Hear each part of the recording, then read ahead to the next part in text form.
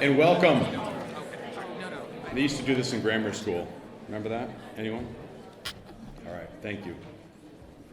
I'd like to start off the breakfast by thanking GCC President Michelle Shute for hosting us today, as well as Geraldine and the GCC Dining Services team for getting up early and making us this breakfast. Thank you. Understanding the importance of today's theme, I wanted to just quickly take a moment to highlight one of our own, Linda Dunleavy. Yeah, Linda doesn't know this. So back on April 10th, Linda was recognized, are you ready for this? A difference maker in the community by Business West. And Linda has served on our executive board for years. She was also a chair for 3 consecutive years, 15 to 17. And I can't thank Linda enough for what she's done for the Franklin County Chamber, but more importantly, our community. So thank you, Linda.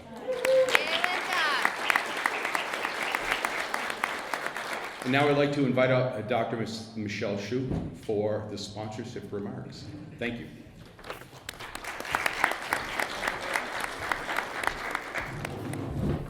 Thank you, Wade, and good morning. Hello, everyone. I am Michelle Shute, and we are so excited to have local business leaders in the room today. We welcome you to our beautiful campus and enjoy the delicious food by Geraldine and team. In a few minutes, you're going to hear from GCC's Vice President of Workforce Development, Kristen Cole, about the incredible impact of workforce training on our region. In my time at the podium, I'm going to highlight some of the broader points of GCC's recent success. Enrollment is on the rise. Woo! Specifically, fall enrollment was up 8% over over the prior year. Spring enrollment was up 13% over spring of 2023, and that represents a reversal of a 13-year enrollment decline for GCC. We have no reason to believe that this success was an anomaly. Summer acceptances are up 50%, and fall 2024 acceptances are up 37%. While these numbers represent a great deal of hard work by our staff and faculty, we don't do this work alone. We have to give some thanks to Beacon Hill. Mass Reconnect, otherwise known as free college to those over 25 years old, have allowed 256 adults to attend GCC this year without the cost barrier, and that number also continues to rise.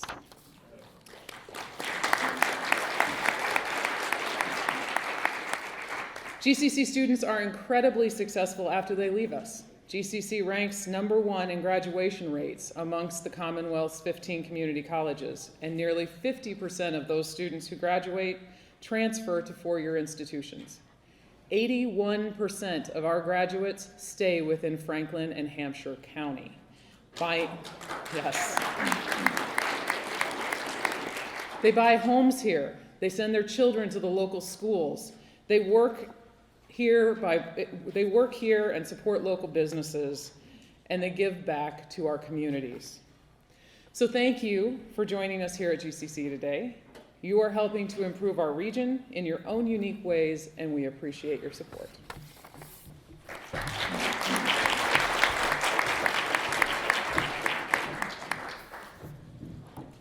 Good morning, everyone. Thanks so much for being here. I am going to start right off the bat by tempering expectations. If you attended last month's breakfast, you should know that we do not have a pun counting contest today, nor do we have any costume creatures in the audience with us this morning. If you did not, I know, it's a bummer. We also have a very less sweaty Wade Bassett. If you did not attend last month's breakfast and you don't know what I'm talking about, just know we got weird last month. But the good news is that, as you know, we have some very special guests with us today who are equally, if not more, legendary than the Easter Bunny. So we're going to get right into it. We have a very full program for you this morning. So let's start by welcoming some new faces. Please wave or stand when I call your name. First, a very warm welcome to Director Kate Fox of the Massachusetts Office of Tourism and Travel. And also to Director of Rural Affairs, Ann Goby.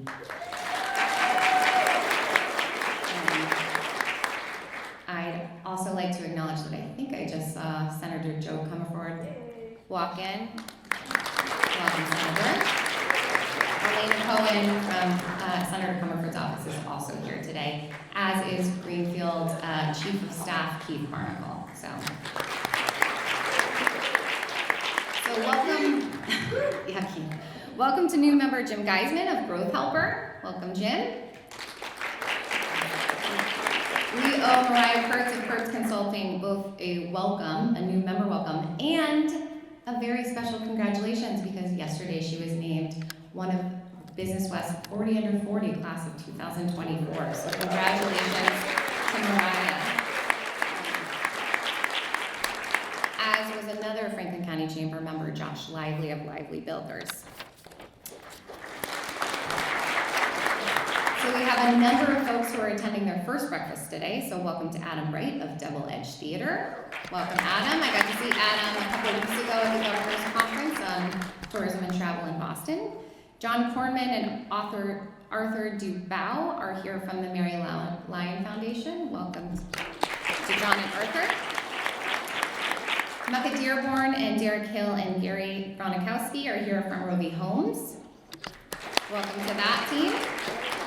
Welcome to Megan Salvaggio of Employers Association of the Northeast. Welcome, Megan. We're just going to keep clapping, friends. We're just going to keep doing it. Ann Tweedy is joining us from the Community Foundation of Western Mass. Erin Kropp, Lily Reese, Laura Robinson, and Laura Whittier are all joining us from the Mass Hire Franklin Hampshire Workforce Board. Welcome to that group. Melissa Roberts is here from Berkshire East. And then April Parsons, Carla Oleska, and Corrine Martin are all attending their first breakfast from GCC. And then one final congratulations to Lori McDonald, who is the innkeeper at the Deerfield Inn as of yesterday. Lori became a member of the Franklin County Chamber Board of Directors, so congratulations, Lori. I guess that's both a congratulations and a thank you, I think. So moving on to a few quick announcements. So Community Action Pioneer Valley is celebrating their 60th anniversary right here in this very room with their annual meeting on May 3rd. So you can register at communityaction.us or talk to Jessica Thompson at the end of the breakfast. It's going to be a good time. I'm going to be there. You should be there. Naomi's going to be there. It's going to be great. The PT Theater is starting to offer programming at their new 37 acres center devoted to ecology and the arts in Charlemont as they close in on their $250,000 capital campaign goal. That is a significant amount of money, and they are just $51,500 away. So if you would like to learn more about that programming or you would like to help them support that capital improvement project, you can talk to Jonathan Meering, who is today. There he is. Jonathan is standing in the center of the room. They're doing some really great work, so please feel free to learn more. Big Brothers Big Sisters of Western Mass is bringing back their Bowl for Kids' Sake bowling fundraiser on May 4th. That is at the French King Bowling Center. So Chris Thompson is here from Big Brothers Big Sisters. You can register a team of 4 anytime between now. Is that a rolling enrollment? Can you register up until day of? Great, so you can register up until day of. So if you are a bowler, this is, or even if you're not, if you just like kids, this is a good event to be a part of. And then later that day when you're done bowling, you can keep that arm in action because the city of Greenfield has their annual cornhole tournament in Town Square, which is a benefit for the fireworks. So that is a registration of teams of 2. There's going to be food trucks and all kinds of good stuff. So that's another can't miss event. May is a busy month. And then final for our quick announcement, our last quick announcement, I do want to invite up our friend Empress Banu, who is the CRA analyst at Greenfield Savings Bank and CEO of Moving Mountains, which if you know her, that organization is aptly named because that is exactly what she does. She is organizing the 3rd annual Juneteenth event right here in Greenfield, so she's going to tell us a little bit more about that.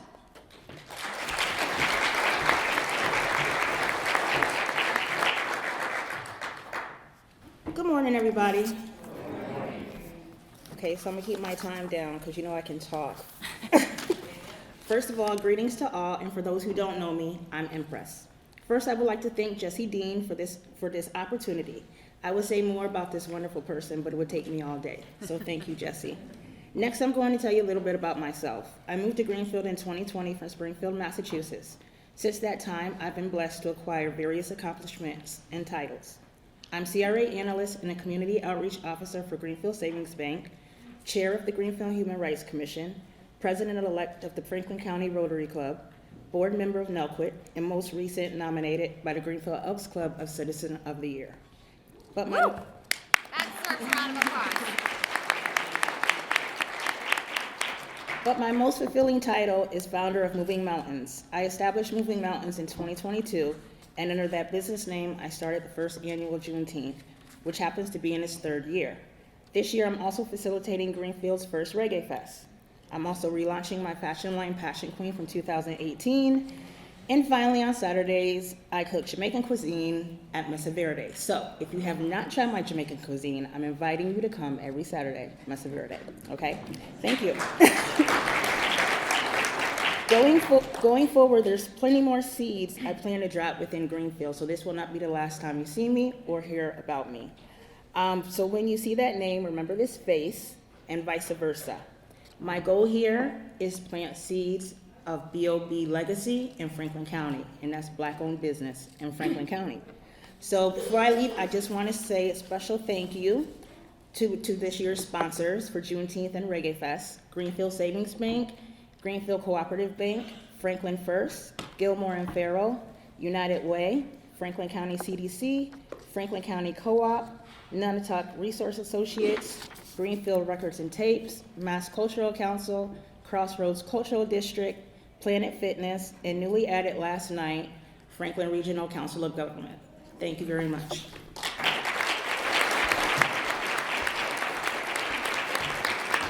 Isn't she amazing? I'm glad she went through her long list of titles because it's just wildly impressive.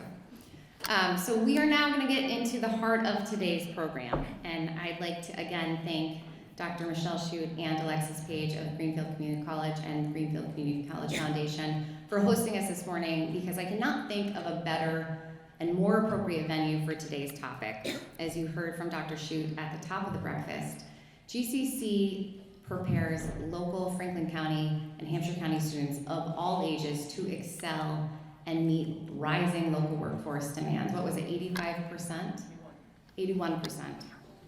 So that's especially crucial because, as we all know, successful economic development is people-powered, right? And that's what today's breakfast is all about. Today we are talking about the we in economic development, the we economic development. Not economic development, as my husband keeps saying, it's we economic development. And how workforce development opportunities and rural affair initiatives and hospitality tourism are all collectively working to move Franklin County's economy forward. So our first speaker is Kristen Cole. Kristen, as you heard, is the Vice President of Workforce Development Programs here at GCC. She is also remarkable. I should also say she is on our board of directors. And Kristen, and I just can't tell you how appreciative I am for Kristen and the GCC Workforce Development Team and the work they are doing. Kristen has organized some tours of different Franklin County manufacturing facilities over the last few months, and it has been remarkable to watch Kristen and the GCC team partner with our local employers to identify skills gap and then build their programming around that need to fill those gaps. I mean, that sets us apart from any other industry. It is so rare, and that's what makes Franklin County one of the many reasons that Franklin County truly is attractive to employers. And that's one thing that we want to continue to promote, is we want to be more proactive in attracting higher paying employers. And Kristen and the GCC Workforce Development Team are a large part of that success. So without further ado, please help me welcome Kristen Cole.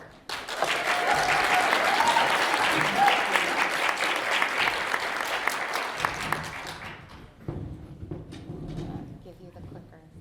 We didn't test it, so All right, well, this it's will be fun. destined to work. We'll see what happens. If not, we'll just wing it, right? Great. I managed to make my way up here without a glass of water, so if I reach over and awkwardly grab Jesse's because my allergies have kicked in, just bear with me. Go for it. All right. Hi, everyone. Good morning. Hi. There's a lot of friendly faces, which I'm really happy about out there, because this is not my favorite thing to do. But what is my favorite thing to do is to talk about the workforce development programs here at GCC. In simplest terms, workforce development is about educating and training individuals to help them get jobs. Is this better? Yes. Jeez, I'm sorry. Okay. Well, let me just get it right with the clicker too. What do I click here? All right. Does that work? Yeah. Okay, great. Here we go. Second start. Okay. In its simplest terms, workforce development is about educating and training individuals to help them get jobs or get better jobs. This slide highlights, this slide highlights three important pillars of our mission in workforce development here. We provide education and training for residents who live here so they have the skills they need to find good jobs. We provide business and industry support, connecting our learners to employers so that businesses here in the Pioneer Valley have the skilled workforce they need to thrive. And we collaborate with other regional organizations so that Franklin County has an innovative and inclusive economic development ecosystem. Great. This slide highlights some of our cornerstone training programs in workforce development. I'm not going to read through it in its entirety, but the takeaway is we work very closely with local employers to align our programs with the in-demand skills and credentials that they need. Although not exclusively, we focus on 4 industries that are priorities here in the Pioneer Valley because of their impact on the regional economy. Those are healthcare, advanced manufacturing, education, and clean energy jobs.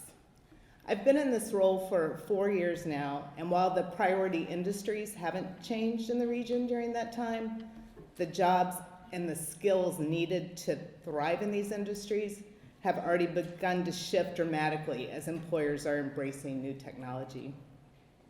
Luckily, our workforce development division here at GCC is designed to be nimble and agile and responsive to these ever-changing needs. And because of that, we are able to consistently and quickly update our programs and stand up new training programs to meet these evolving needs. I do want to highlight the first box there, the clean energy. That is a new priority industry for us in this area, and really you're going to see it across the state. This is a direct result of Massachusetts' commitment to reducing greenhouse gas emissions. First, cutting emissions by 50% in 2030, and then achieving net zero greenhouse gas emissions by 2050. That is an ambitious goal, and thousands of new skilled workers are going to be needed across the state to meet these decarbonization targets. And we are excited at GCC to be standing up trainings to bring these jobs here to Franklin and Hampshire County. We're partnering very closely with the Massachusetts Clean Energy Center to quickly build training programs to meet this demand. We are launching our first HVAC training program. We're launching our first HVAC training program here this fall. And over the next 2 years, we'll be able to train and connect 45 new HVAC technicians to employers in our region. This training is fully funded through a grant and is of no cost to learners. And we're actively recruiting underemployed and unemployed members of our communities for these jobs. Healthcare is another area where there's a great need for workforce development training programs. We have many healthcare programs here at GCC that contribute to the workforce needs in healthcare across the region. Last year alone, Bay State Medical Center in Springfield hired 21 GCC nursing graduates, and Cooley Dickinson hired 13 GCC nursing graduates. We partner closely with Bay State and Cooley and other healthcare providers to strengthen that healthcare workforce throughout the valley. Advanced manufacturing, education, and IT jobs are also examples of the types of programs we offer. I want to say that our programs are always designed with students front of mind. We focus on applying for grant funding to not only offer free workforce training for individuals, but also look for ways to ensure that we're able to provide the wraparound supports that they're going to need to be successful throughout their time here at GCC.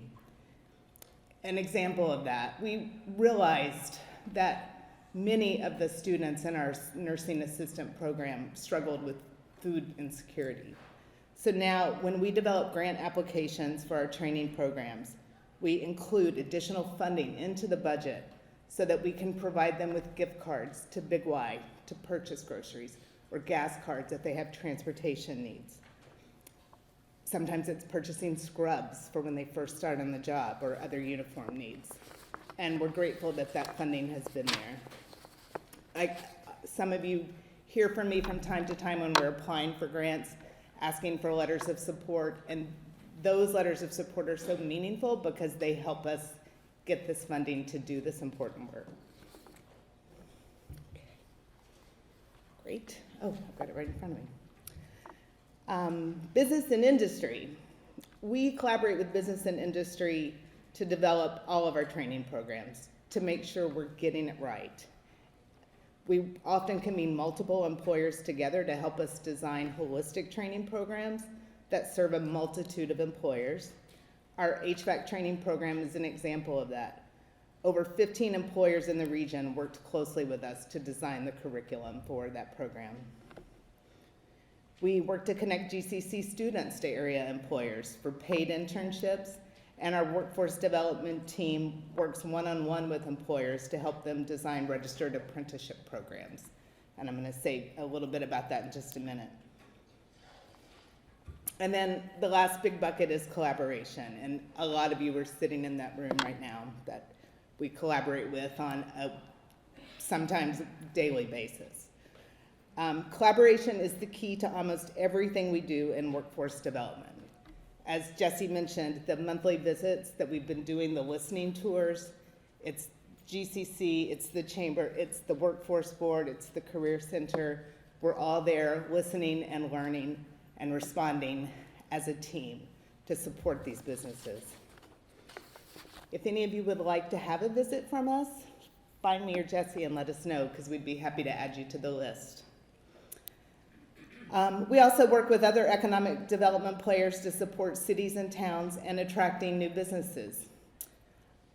For example, yesterday, Mikhail, thank you, we met at a local manufacturing company who was in talks with their global headquarters about significantly stepping up their operations here in Franklin County and adding a significant number of jobs as well, along with members from the FERCOG, the Workforce Board, and members of the town planning and zoning boards. GCC was there to discuss how we can help them build that workforce that they're going to need in order to be necessary to bring these jobs to Orange, Massachusetts, and not Houston, Texas. Woo! Yes. And then just another note about the registered apprenticeships. And over at this table in the front are our friends at the Workforce Board, and we're partnering very closely with them to expand registered apprenticeships throughout the Pioneer Valley. It is a good moment in time to be thinking about these. Apprenticeships can break the cycle of entry-level jobs that never get to sustaining wages. They break those cycles of generational poverty. And we're so excited to work with employers through the region to build these customized on-the-job training programs. It's a combination of on-the-job training, education here at GCC, and mentorship from the employer. And at the end of these registered apprenticeships, there's a wage increase for the apprentice.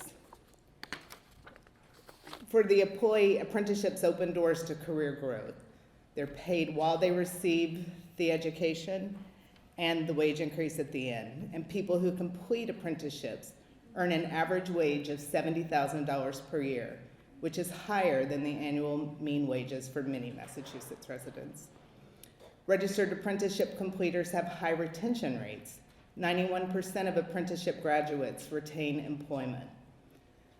For employers, apprenticeships can help you recruit and develop and retain a highly skilled and diverse workforce to help you grow, to help you grow your business. There are funding streams available right now and tax credits available to employers to support building these programs. And if any of you want to learn more about them, please talk to me, talk to Jen Dresch, our partner over there, talk to Sam Wood or any member of the workforce team. We're happy to sit down with you.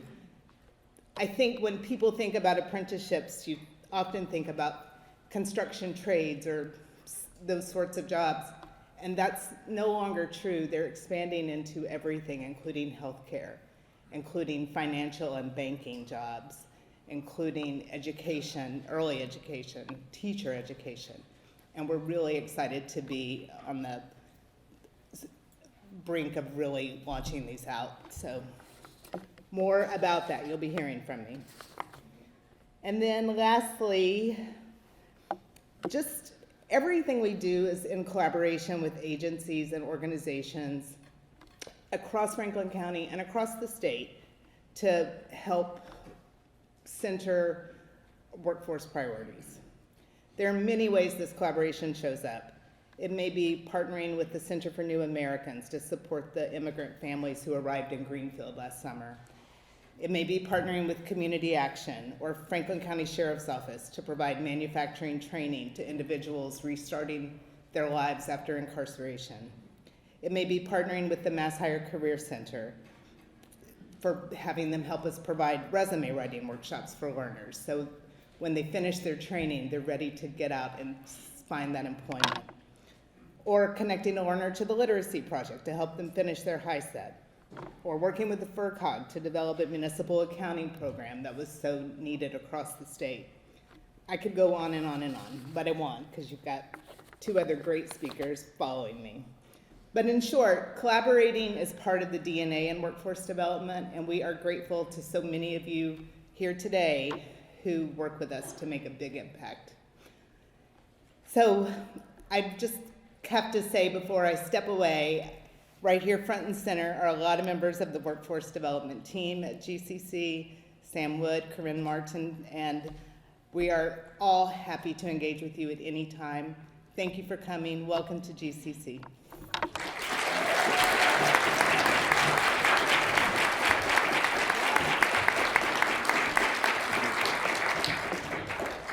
Isn't she incredible?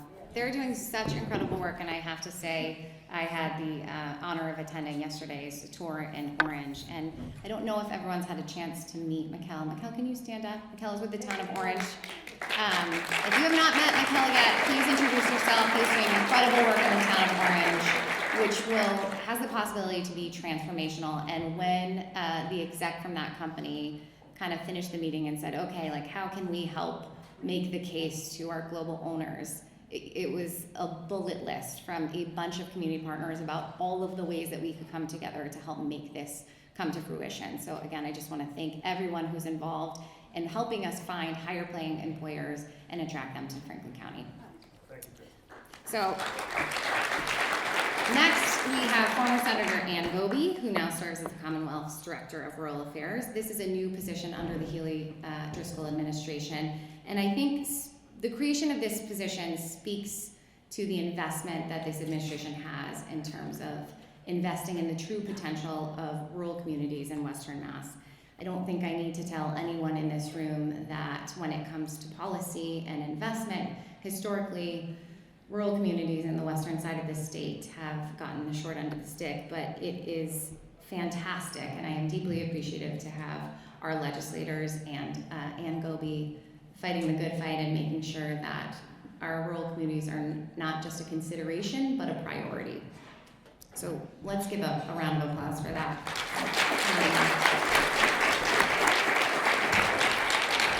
And I would be remiss if I didn't give a special shout out to Senator Jo Comerford for her work, and then also for Linda Dunleavy. This is just another Linda Dunleavy appreciation party, who chairs, I know, you're gonna have to start signing autographs, it's gonna get, who chairs the Rural Advisory Policy Council, the Rural Policy Advisory Council.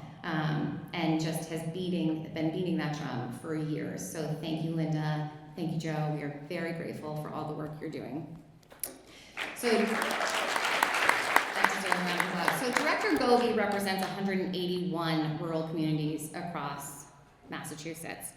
And being that Franklin County is the most rural area in the Commonwealth, I think by default we are her favorite. So I am going to let her tell you all about that. Please welcome Director of Rural Affairs, Ann Govey.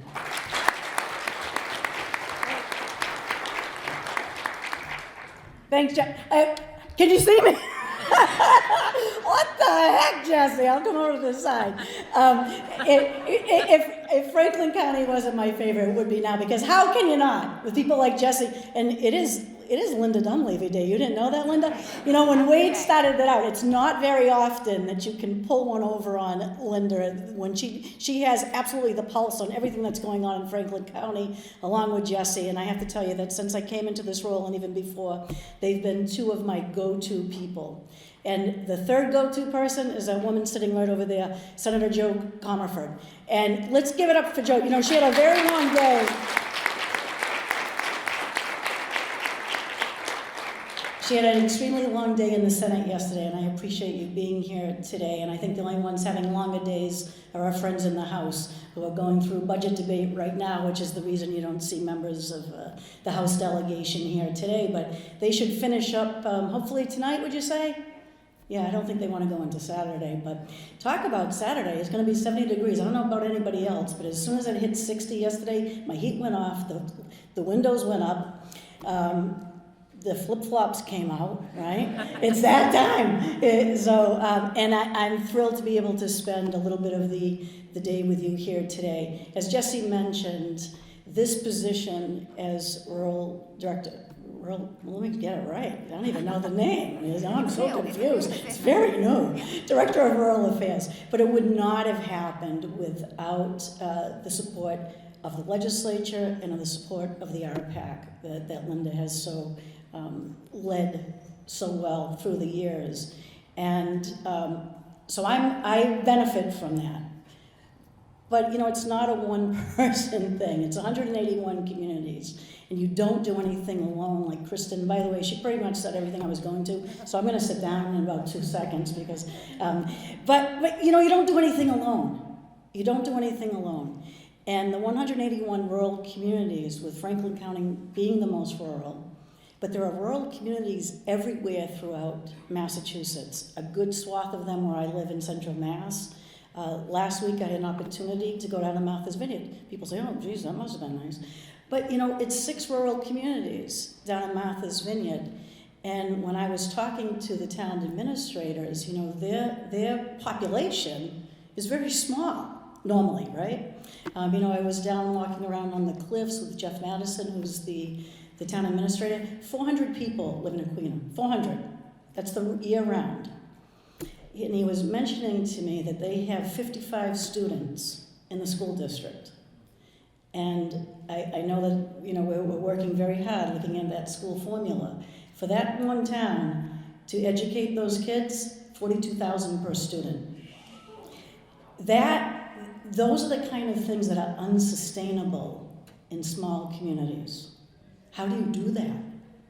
Where does that come from? When you have no economy, when there are no businesses. You know, there's a couple businesses up by the cliffs that are very tourist driven. There's not a restaurant. You know, you can't fill up your vehicle. There's no gas stations in that area. So it's very different. And I think that that's one of the things that the governor realized, the lieutenant governor, that rural Massachusetts is different. Important, but different. And we have to figure out the way that if the Commonwealth is going to thrive and continue to thrive, we can't put all our eggs in the Boston 128 basket. It needs to be spread throughout all of Massachusetts. And you look around in this room today, and the things that you have been able to do within your businesses, within your communities, to keep things going, you deserve a big slap on the back for that, because it's not easy. And people kind of forget, my grandkids are in, baseball and softball. And when I go to those games, what do I see in the back of their shirts? The businesses that are supporting them. And people forget that, how much our local businesses do to keep not just the economies going, but keep programs going. Scouting and all these other things that you give to. And I know that happens a lot. I know that you probably every day, when you open up either your email or snail mail, it's probably a request from somebody, hey, could you donate to this? Could you donate to that? And you say yes, and you do it. And you do it because you know it's important for the community, it's important for things going forward. And that's what the governor and lieutenant governor, Secretary Howe realized too. That we have to go forward, that we can't rest on our laurels in Massachusetts. It's called the Mass Leads Act for a reason. People kind of forget about this, but we have a GDP of $700 billion. Think about that in Massachusetts. $700 billion with a B. That's a lot. That's a lot. But we have to continue to look forward, and where do we go? We go to Greenfield Community College. We look at what's here. We look at what's coming up. How do we retain? How do we keep people? How do we recruit? And so all the same things that you are dealing with within your businesses, within this college, the state deals with too. But we have to do it as one. So how do I do this? There's a little clicker right to the side there. Right here? Yep, and you're gonna click this All right. I'm sorry? this one. You can tell I've done this a lot. There you go. All right. Here we go. You got So I'm not going to read to you the slides. You can kind of take a look. I do have to say I was glad I wasn't wearing the same thing that you had on there. I wish I knew what you would put. Good thing I wasn't wearing the same outfit. So that's happened before. It's embarrassing. So, so 181 rural communities throughout the state. So we make up more. There's 351 cities and towns. So we make up more than half of the cities and towns. We're over a half of the land size, but as you can imagine, we're about 15% of the population. And so that's why it's extremely important that we have a voice and that we deal and we work with people all the time. As far as the definition, because I do hear this a lot, so the state uses as a definition, if you are a year-round population of less than 7,000 people, less than 500 per square mile. So that's why you get into a situation where you may have a community that may have 10 or 12,000 people, but very spread out and very large land area. So that's the definition that the state uses. So mass leads, as I just mentioned, and there's three basic buckets. The fundamentals, what we have to work on, the talent that we have here and to retain it, because we know that our greatest resources are the people that live here. And then we look at the different sectors, where we have led in the past and where we're going in the future. And one of the exciting things that came up already is climate tech. And I think that specifically, for rural Massachusetts, especially when we went through all the floods and the horrible situation that our farmers went through last year, our farmers have known for years that there's a problem with climate and the changes, and they've tried to adapt to it. As a state, we have to look at that. We have to take the lead. The other is AI. Other states are coming up with laws to say, oh, how do we stop this? How do we put the brakes on it? The governor's saying, no. Let's embrace it, because it's here. You talk to any teachers, and it's here, right? It's here. It's in the classrooms already. So let's find a way that we can lead in those areas. Not be afraid of it, but jump in and lead. Rural and small town vision. One of the big things that we want to make sure, and again, I have to thank my friends in the legislature, Linda the RPAC, and so many of you, is that we know that our gateway cities receive extra funding, and when you say gateway cities, people already associate, right? Well, we want that for rural Massachusetts too. We want our rural communities to have a specific designation. I'm happy to see that is within the Economic Development Bill, which is now capably in the hands of our legislators to even improve upon it even more. And so we're hoping to see that, because we know that will help to unlock some more potential and some more resources for rural Massachusetts. One of the things that we've really tried to do is to work with our partners. Kate Fox is here from Travel and Tourism, And there's so much that rural Massachusetts does hand in glove and that we can't do without travel and tourism. We realize how important that is to rural Massachusetts specifically. So part of my role too is to work across cabinet secretariats, work to make sure that we're bringing people together. Instead of being in these separate silos, everybody come together to be champions for rural. Where do we go from here? Well, where do we go from here is the help that I need from you, right? Because we're only as successful as you're successful.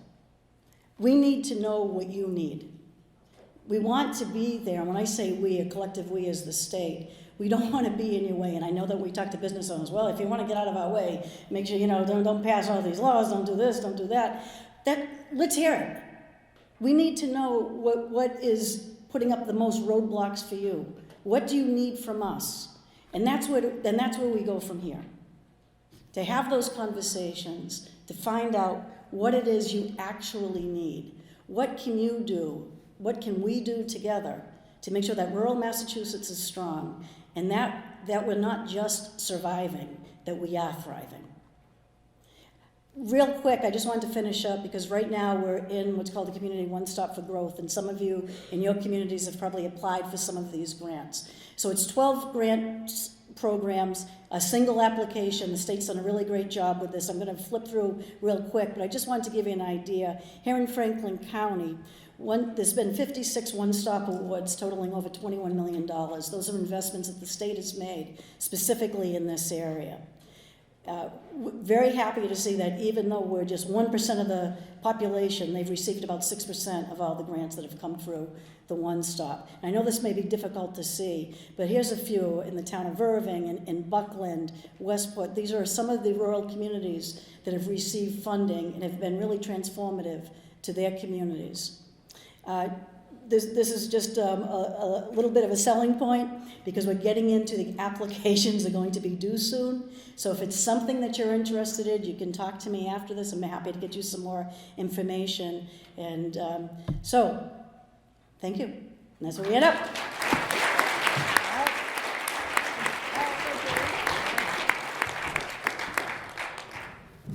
She's fast.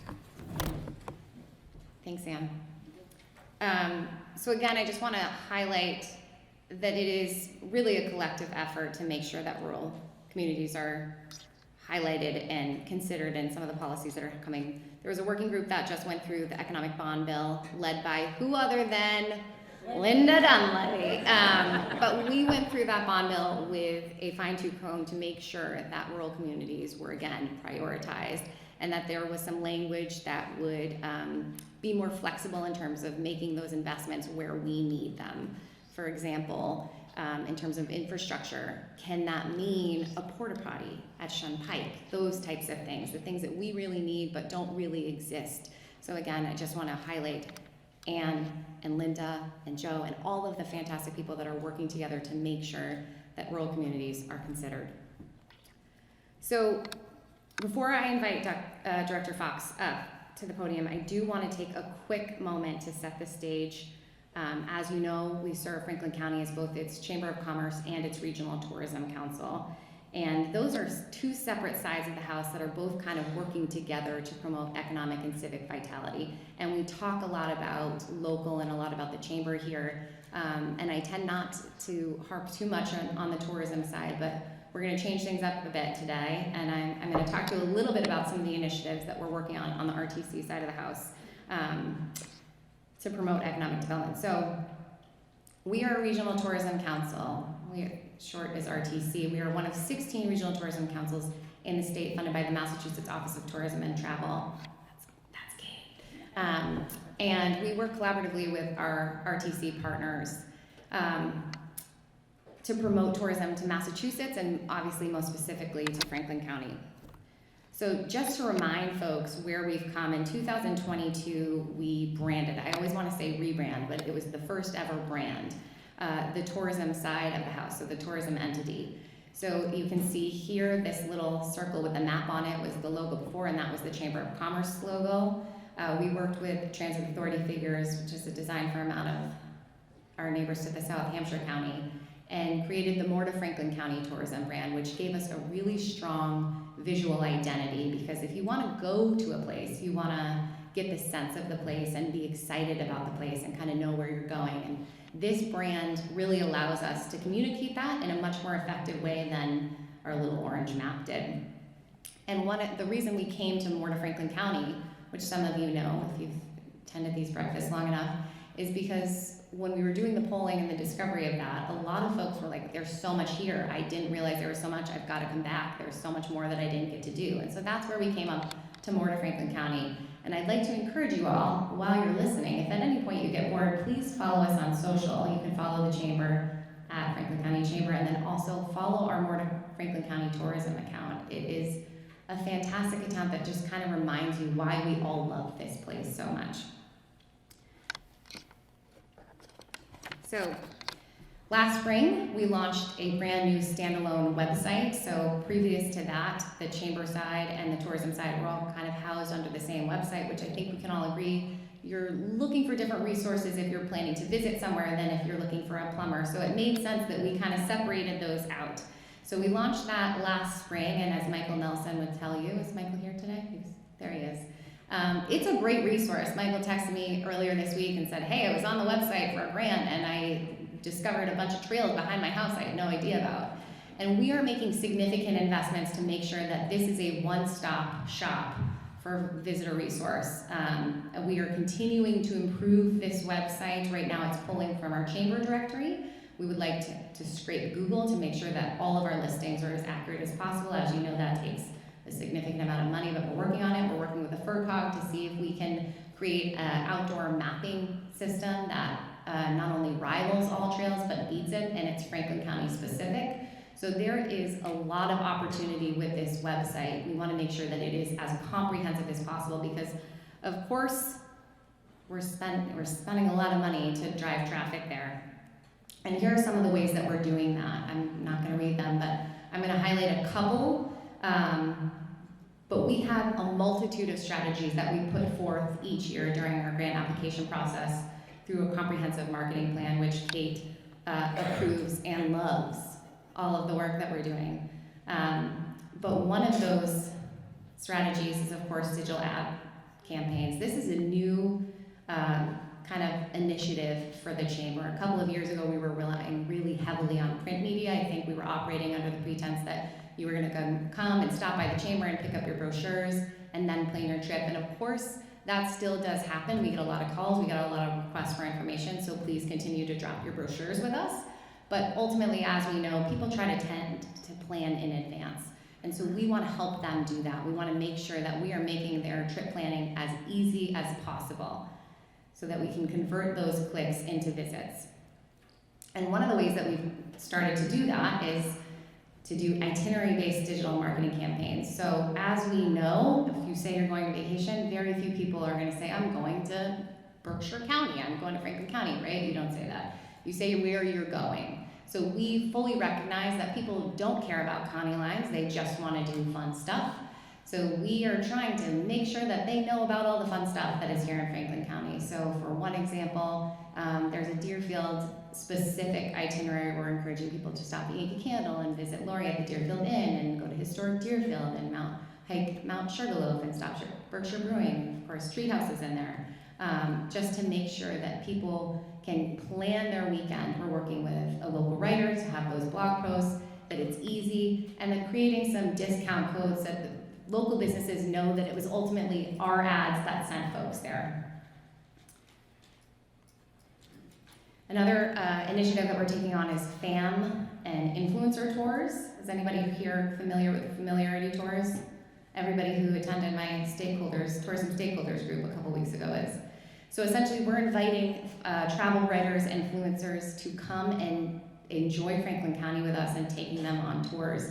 We're going to take Kate and Ann on a very quick tour after this breakfast. We're trying to fit a lot of Franklin County in a short amount of time, but that ultimately then results in social media impressions, and they're writing about us. It's great. We've done a couple of FAM tours. You can see here, there's this picture from a holiday FAM that we did in December. And then we also did an influencer paint night where we had a meet and greet with Boston-based influencers to try to to let them know and build their awareness about Western Mass, which if you say to anyone from Boston, I'm from Western Mass, they'll say, oh, what part of the Berkshires? So we want to let folks know that we're actually closer, we're more affordable, and we're a little bit more fun, but don't tell them I said that. We're also making an investment in print media. So out and about, this is a picture of a beer that I had in the Berkshires. And then that's a picture of a magazine out and about Berkshires where I saw our ad. So we've done some work with the Wall Street Journal. We had a full-page advertorial in last May 11th issue. And we're continuing to work with Yankee Magazine. So these are a couple of the brands that we work with. So chances are, if you've seen a Franklin County destination or a town pop up in any of the articles or listicles or advertorials or websites that you see, chances are pretty good that we're putting those headlines forward, and we'd like to continue to do so. So what does that all mean? It means that we want to make sure that we're targeting to our top 3 markets, which at this point are Boston, Connecticut, and New York. We also see a lot of potential in southern Vermont, southern New Hampshire, and Maine. And as you can see, I don't know if it's too small, but we have an increase in the visitation from all of those markets with, I think it's worth noting, an 864.9% increase from our friends in Oklahoma City. So if you know anybody who held a very large family reunion and has a large population in Oklahoma City, please thank them for us.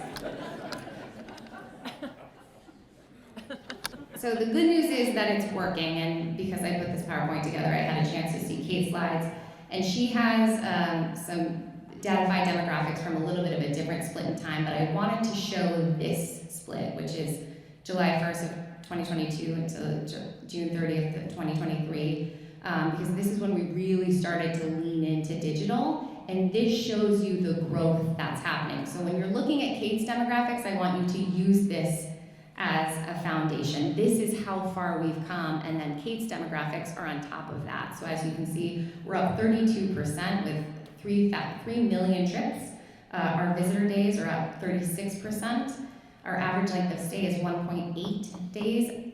We are a day trip market, and that is in part due to the fact that we are a little bit hindered in our lack of accommodations at the moment. Not to say that the accommodations we don't have, they are fantastic, just ask Lori. But she will tell you there is a high sellout risk at any given day of the week. And so for that, we often see a lot of day trips. And ultimately, our work is to help expand those offerings so that we can convince people to stay longer and spend more money, because that's what we want to invite them to do. Tourism is all about other people's money, and we want them to spend it here. And then our unique visitors are up 75.2%. That's 1.6 million visitors. So when we talk about infrastructure needs, when we talk about who's here, we have to consider the 1.6 million people that are coming. So in addition to the website, we have a Franklin County guidebook that we launched last fall, and this is our attempt to really imagine what a guidebook looks like. Most of you can picture a guidebook. It's a list of long addresses and websites, and we didn't want Franklin County to be that. We really wanted people to have a sense of what it's like to be here and how truly unbelievably beautiful it is.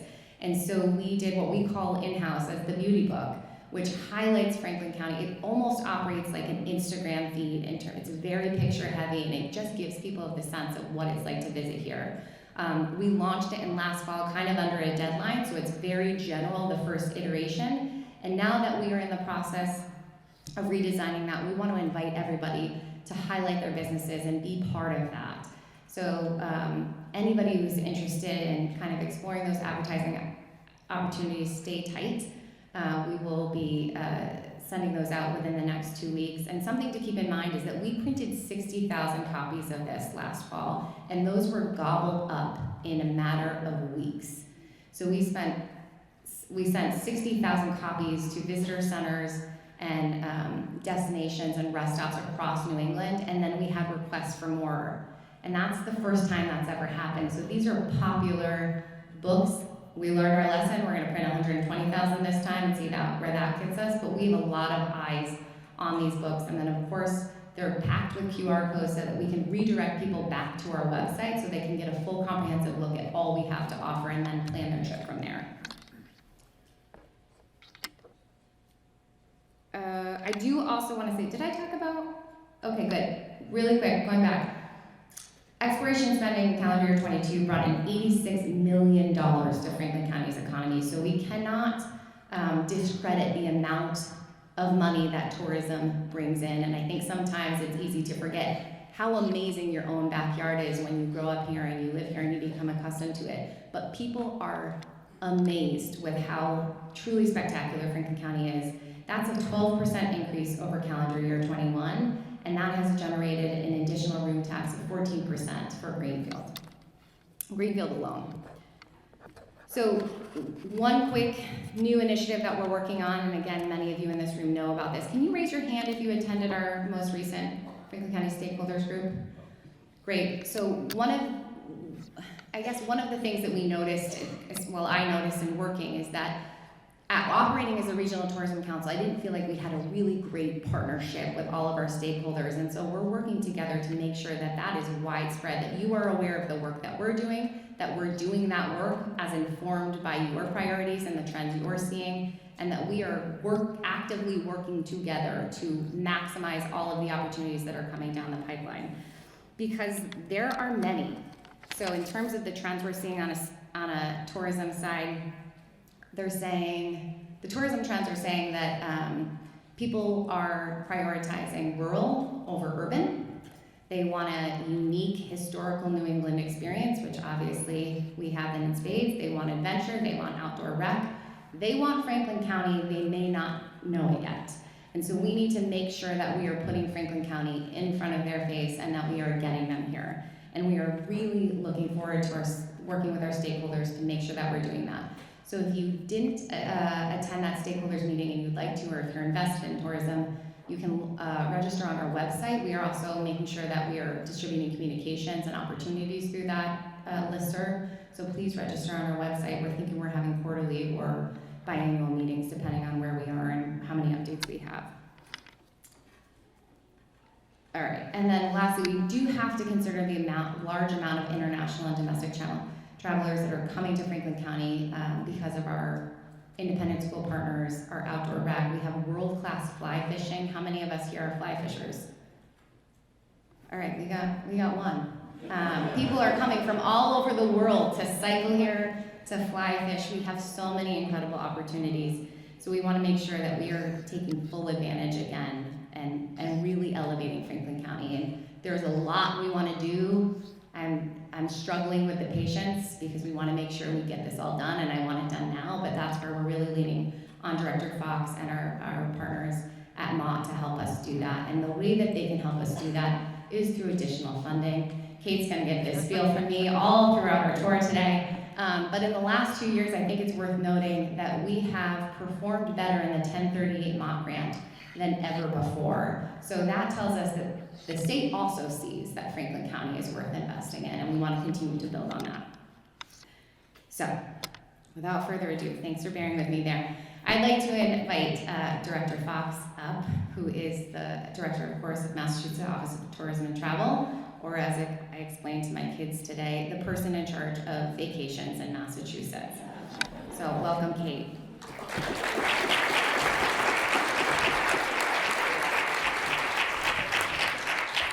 Good morning. Show of hands, how many people have a business that's in tourism or hospitality? Okay. How many people have a business that serves businesses in tourism or hospitality? I like it. How many people have gone on vacation? I like it even more. So I'm gonna click through, I've got a bunch of slides. I'm gonna go through them pretty quickly because I know people probably have to get to work. But Jessie has my deck, so if you need more information, she can share that, or you can reach out to me. My email's at the end. It's kate.fox@mass.gov, which is, I think, the easiest email I've ever had. Really quickly, the Massachusetts Office of Travel and Tourism, and last night I was at an event and I was introduced by somebody who couldn't remember my agency name, and he said, from the State Department of Who's-He-What. And I thought, there's work to be done here in telling people what we do. People call us Mott. Somebody else introduced me as the applesauce place. No relation. We are the statewide destination marketing organization that promotes Massachusetts as both a leisure and business travel destination for domestic and international markets to contribute to the growth of the Commonwealth's economy. Tourism is a big economic driver. Many people consider it the third largest industry in the state. Because it is not coded as one industry, it's hard to demonstrate that because it's several, it's hotels, accommodations, it's restaurants, it's activities, it's attractions, it's outdoor rec, it's all of those things combined. But we are a force to be reckoned with. And in a state like Massachusetts, where we have amazing education and healthcare and science and tech, tourism is so important because we're part of the quality of life. So this is what Mott does. We have 6 buckets. I actually, until the beginning of April, one of my buckets was the governor's conference, but we did it. We achieved a goal. I came on board in June. One of the first goals was bring back the governor's conference, and we made her happen. So now I have grants. And I know everybody wants money. So we do domestic marketing. We have a domestic marketing campaign. We do social media, public relations, familiarization tours Jesse talked about. Our website is visitma.com. And we are in the process of finalizing a contract with a new agency to continue executing our domestic marketing campaign for the 2024, end of the fiscal 24 and fiscal 25 years. We have launched an initiative around Massachusetts 250.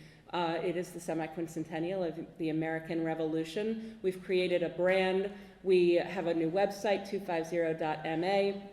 We're doing international marketing and domestic marketing around that. And it's more, I have another slide on it, it's more than just the reenactments in the towns that have connections directly to 1775 and 1776. We want everybody to get on board with this.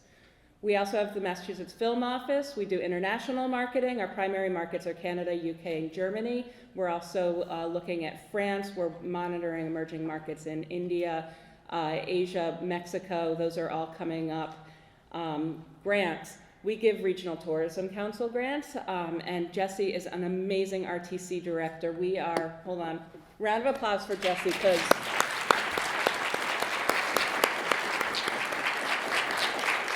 you have a star leading your chamber and your Regional Tourism Council, and it's amazing to watch how much work she's doing and to move the dial and promote the region.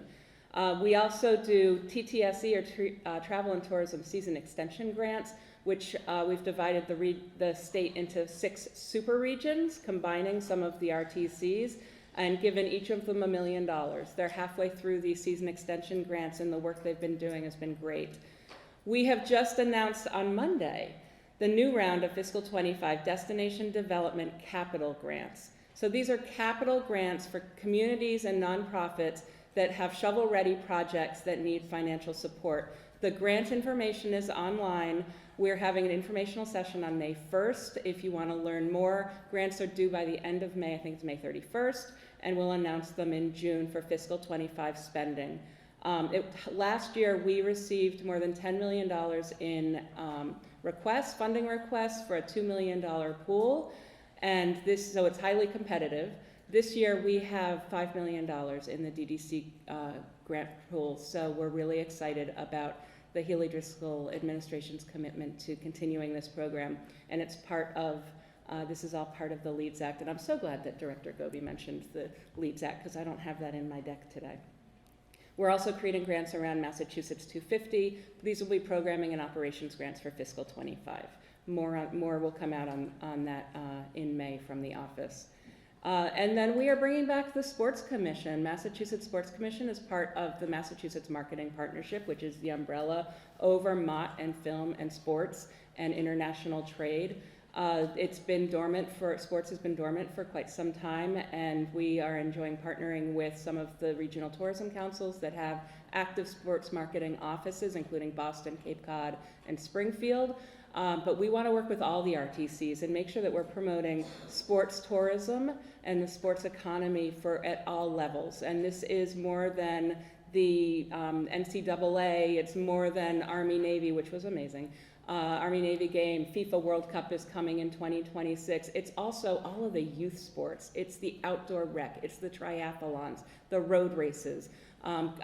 People keep telling me gravel biking is really popular. I'm sure you do that here. We do, we sure do. So the fly fishing, it's all of the sports and outdoor recreation. So we're working to enhance our story and marketing around sports. Domestic marketing, our FY24 highlights consumer shows. We're actually at the Outdoor Rec Show this weekend in Boston at the Convention Center.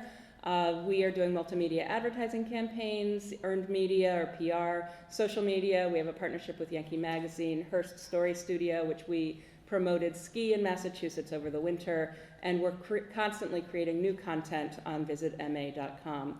We have a culinary corner on Visit MA. Every month we feature a different chef from a different part of the state. So if you have an awesome chef story that would be a fit, let me know and I'll connect you with Phyllis Cahaley in my office.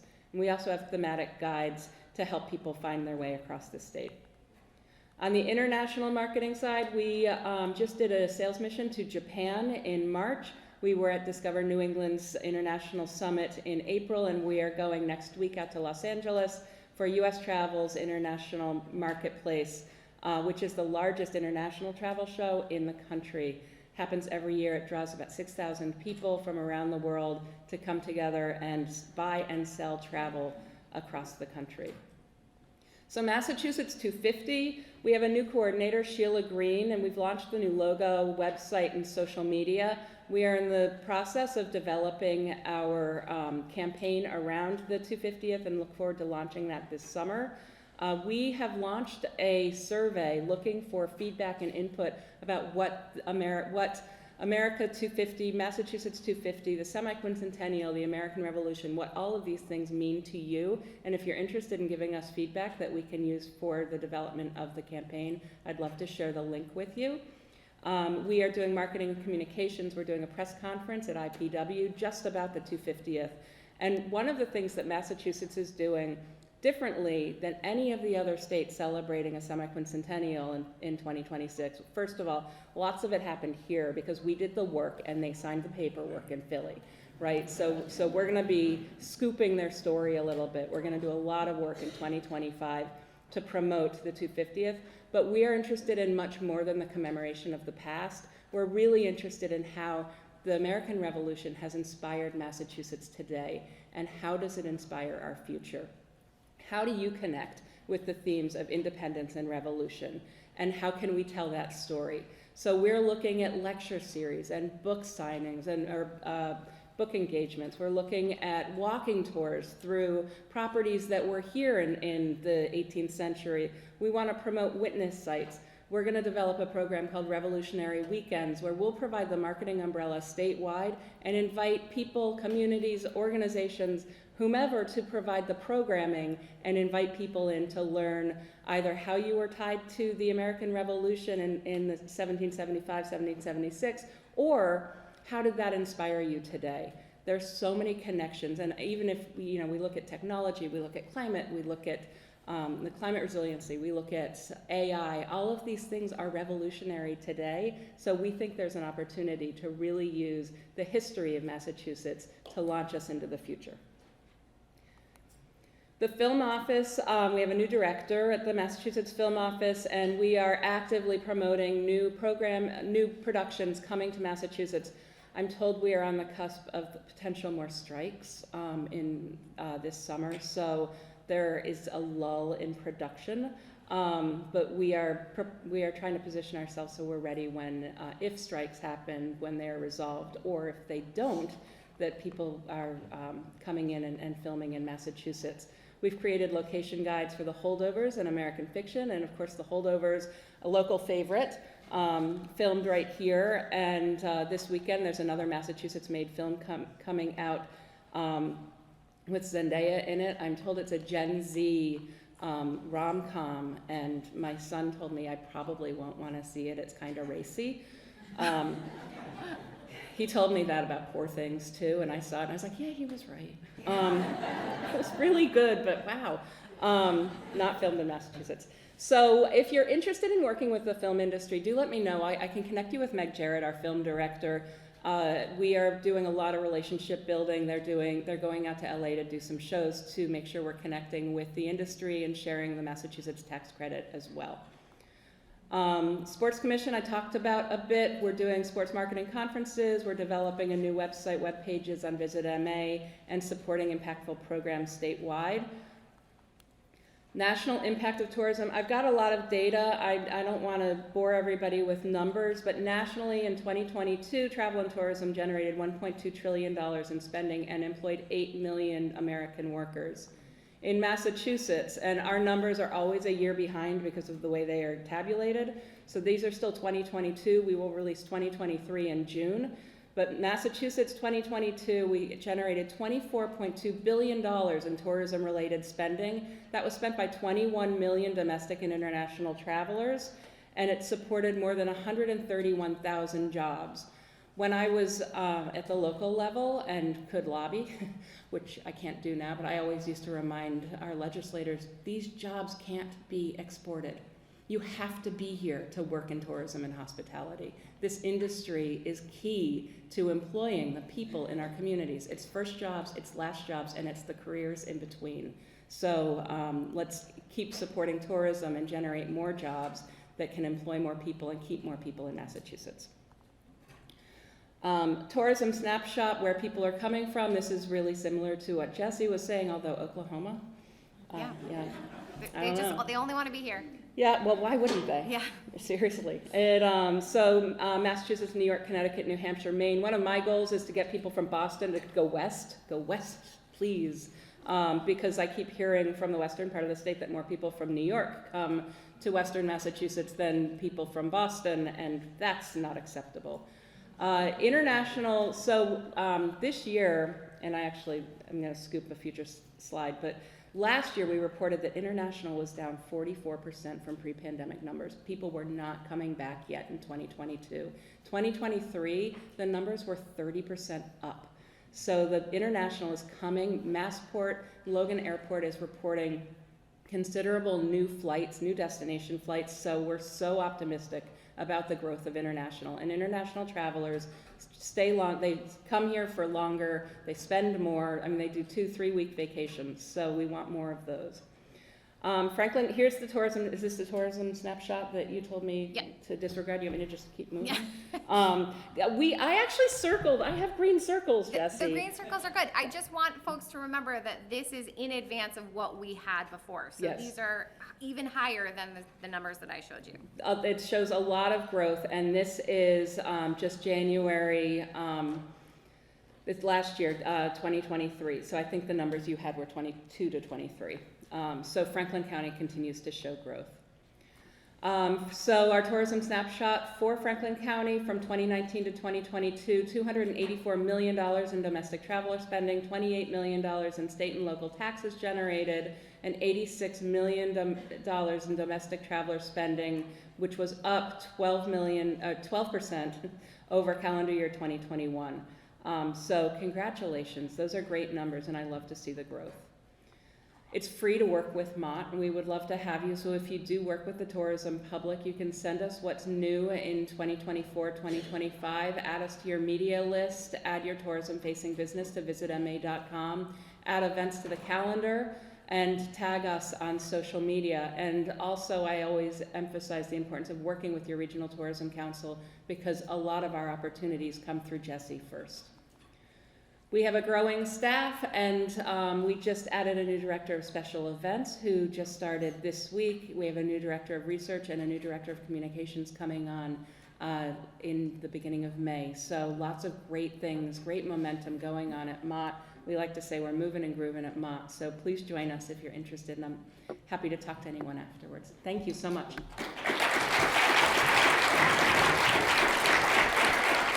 Thank you so much, Director Fox. So as Kate mentioned, and I think we're going to be a little short on time because we are a little over, if you are not able to connect with her today, you can reach out directly.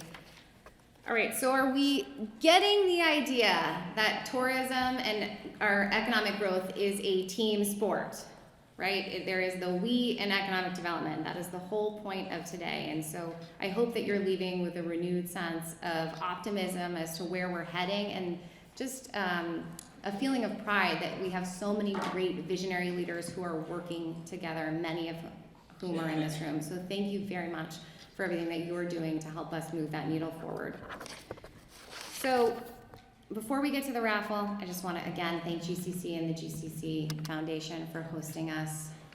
Thank you to our friends at Greenfield Community College and Greenfield Community Television for recording today. Thank you to Geraldine. And then thank you to Alex, who isn't here but was helping with our AV and received my PowerPoint at 2 a.m. this morning. So big thanks to Alex. So we're gonna wrap up with everybody's favorite thing, which is the raffle. Great. All right, Wade, do you wanna help? Okay, so we have a number of great raffle prizes today. So the first raffle prize we're gonna hand out is a spring scented Yankee candle. It's lilac. This one's my favorite. And that number is 594-3632. 594-3632.